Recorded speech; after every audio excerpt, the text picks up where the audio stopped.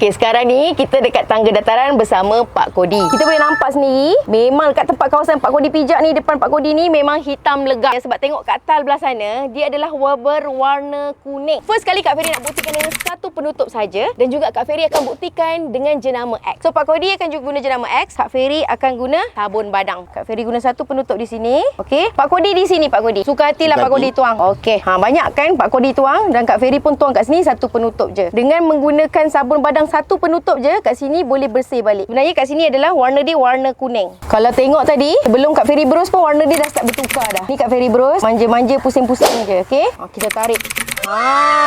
Kan Kak Ferry cakap, tadi memang kita nampak totally dia punya black tu memang macam baju Kak Ferry. Okey, macam baju Kak Ferry memang hitam, tapi rupanya berwarna kuning. Okey, Kak Ferry tadi guna jenama S, okey? Sakit pula situ. Boleh nampak sebab Pak Kodi tadi guna sebenarnya lebih banyak daripada kuantiti Kak Ferry. Kak Ferry guna satu penutup je. Apa Pak ni? Kodi. Apa ni? Okey, tak apa. Kita buktikan yang dekat Pak Kodi tadi tu. Kita tak Kak Ferry tambah lah. Silakan. Alright. Okey. See? Nampak tak? So memang sabun badang ni boleh memudahkan, meringankan, tak perlu guna banyak tenaga. Dan yang paling penting, yang dah buruk macam ni, yang dah lama macam ni pun kita boleh baharukan balik. Anda pun dah nampak kan betapa hebatnya sabun sabun badang badang ni. So memang bersih, memang function.